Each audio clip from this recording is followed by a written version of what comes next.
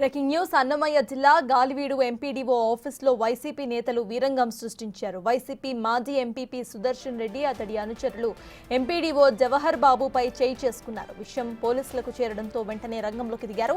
స్థానికుల సమాచారంతో MPDO office చేరుకున్న పోలీసులు దాడి చేసిన వారిని అదుపులోకి తీసుకున్నారు. ఎంపీడీఓ నుంచి స్టేట్మెంట్ ను రికార్డ్ చేసుకున్నారు. ఇక తలుపులకు తాళం వేసి తనపై దాడి చేశారని ఎంపీడీఓ ఆరోపించారు. నేను మీడియానే ఏది ఆంధ్రజ్యోతి బిట్టి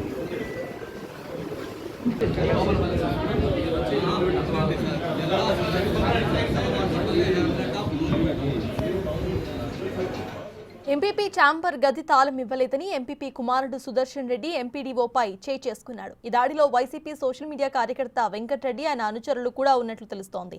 ఎంపీడీఓకు జవహర్ బాబుకు గాయాలు కావడంతో పోలీసులు ఆయనను రాయచోటి ప్రభుత్వ హాస్పిటల్కి తరలించారు. వైసీపీ నాయకులు అకారణంగా దాడి చేసి కొట్టారని ఎంపీడీఓ జవహర్ బాబు కంటతడి పెట్టుకున్నారు.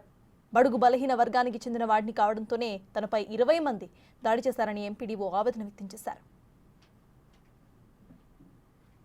ఎంపీపీ ఛాంబర్కి సంబంధించి బీగాలు కావాలని చెప్పి అడిగినారు. అటెండర్ ద్వారా అడిగించినారు. అంటే నేనేం చెప్పినంటే ఎంపీపీ గారు వచ్చినప్పుడు తీస్తాము, వాళ్ళ కొడుకు వాళ్ళంతా వచ్చి అంత తాగి తిని అంతా తప్పు చేసేస్తారు వద్దని చెప్పి నేను చెప్పిన. మళ్ళీ ఆయనే వచ్చినాడు. ఆయన వచ్చి ఎంపీపీ కొడుకు సుదర్శన్ రెడ్డి ఇంకా వెంకటరెడ్డి ఇంకా ఏదో సంథింగ్ ఒక 20 మంది అక్కడ ఉన్నారు. వాళ్ళంతా అక్కడే ఉన్నారు. వాళ్ళందరూ వచ్చి రావడం బీగాలు వెళ్తే ఏవారో నా కొడక అది అని చెడ్డ మాటలు పొలం పేరు పెట్టి చెప్తూ రావడం కుర్చీలు ఎత్తుకొని వచ్చి కొట్టాను. ఇక్కడ కొట్టాను, కాళ్ళతో తన్నాను, ఇక్కడ చేతులతో కొట్టాను. ఒక 5-6 మంది నేనేం మాట్లాడలేదు. మాట్లాడేదానికి ఒక భయం అయిపోయింది. ఇంకా చంపేస్తారేమో అనిపించింది. ఆయన మళ్ళా కొట్టిపోతూ నేను చంపేస్తాము, నేను ఎక్కడ తిరగని, నువ్వు రిటైర్డ్ అయిపోయినా కూడా మా చేతులు తప్పించుకోలేవు అని చెప్పేసి వాళ్ళు వాకిలు వేసేసి నా బీగాలు గుంచుకొని పోయిద్దు కూడా చించి పోయి వాళ్ళ బీగం తీసుకొని లోపల కూర్చుంటాను. అర్ధ గంట పైన కూర్చుంటాను. నేను భయపడి లోపలే ఉండి రాలేక వస్తే స్టేషన్కి పోదామని 2 సార్లు ఫోన్ చేసిన ఎస్ఐకి. ఆయన వచ్చే లోపల ఏమన్నా దొరుకుతా మళ్ళీ వస్తారేమో, దాడి చేస్తారేమో. అంతలోకి వాళ్ళంతా పైన ఉపాధి వాళ్ళు బయట ఉండే వాళ్ళందరూ వచ్చి నా దగ్గర వచ్చి సపోర్ట్గా నిలబడుకుంటే మళ్ళీ వాళ్ళు పోయి గంట ఎంపీపీ ఛాంబర్లో గంట సేపు కావాలని బీగాలు తీసుకుని కూర్చొని ఏదో వీళ్ళకి ఏదేదో మరి చెప్తాను.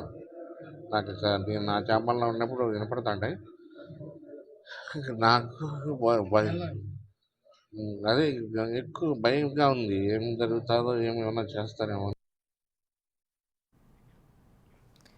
ఇదే అంశంపై పూర్తి డీటెయిల్స్ మా ప్రతినిధి మధు అందిస్తారు. మధు, చెప్పండి, ఇటు ఎంపీడీఓ ఆఫీస్లో అసలు వైసీపీ నేతలు ఈ గొడవ సృష్టించడానికి కారణాలేంటి? 20 మంది అక్కడ ఉన్నట్టుగా తెలుస్తోంది. అసలు అప్డేట్స్ ఏంటి? సత్తాజ్ అన్నమయ్య జిల్లా గాలివీడు మండలంలో ఈ రోజు ఎంపీడీఓ కార్యాలయం, ఎంపీడీఓ పై కొంతమంది వైసీపీ నేతలు అయితే దాడి చేసినట్లయితే తెలుస్తుంది. అయితే ఎంపీపీ పద్మావతమ్మ అనే వారి భర్త సుదర్శన్ రెడ్డి వాళ్ళ వర్గీయులతో వెళ్లి ఎంపీడీఓ ఆఫీసులకు వెళ్లి దౌర్జన్యంగా ఎంపీపీ రూమ్ ఆమెకు సంబంధించిన కార్యాలయం బీగాలు ఇవ్వాల, నాకు నేను అక్కడ కూర్చోవాలని చెప్పి ఎంపీడీఓ పైన అయితే దౌర్జన్యం చేసినట్లయితే తెలుస్తుంది. ఈ దౌర్జన్యంలో ఎంపీడీఓ అయితే నేను కీస్ ససేమీరా ఇవ్వను, ఎంపీపీ వస్తేనే బిగాలు ఇస్తామా అని చెప్పి వాళ్ళు కొంచెం వాగ్వాదం చోటు చేసుకుని అయితే ఈ వాగ్వాదంలో ఎవరైతే సుదర్శన్ రెడ్డి వైసీపీ నేతకు సంబంధించిన సుదర్శన్ రెడ్డి ఉన్నారో ఆ సుదర్శన్ రెడ్డి ఒక్కసారిగా వాళ్ళ వర్గీయులతో ఎంపీడీఓ పై దాడి చేశారు. పిడిగుద్దులు గుద్దేటట్లయితే తెలుస్తుంది. అలాగే తన తలపై కూడా గాయమైనట్లయితే తెలుస్తుంది. అసలు ఆ ఎంపీటీఓ కార్యాలయం బీగాలు తీసుకుని కార్యాలయానికి బీగాలు వేసి మరీ కొట్టినట్లయితే ఎంపీడీఓ డ్రైవర్ అయితే మనతో వాపోతున్నట్లయితే తెలుస్తుంది. మరోవైపు ఈ విషయం తెలుసుకున్న పోలీసులు అయితే హుటాహుటిన ఎంపీడీఓ కార్యాలయానికి చేరుకున్నారు. అయితే అక్కడే ఉన్న కొంతమంది టీడీపీ కార్యకర్తలు కూడా ఎంపీడీఓని ఎందుకు కొడుతున్నారని చెప్పి వాళ్ళని అడ్డుకోబోతే వారి మీద కూడా దాడి చేసినట్లయితే తెలుస్తుంది.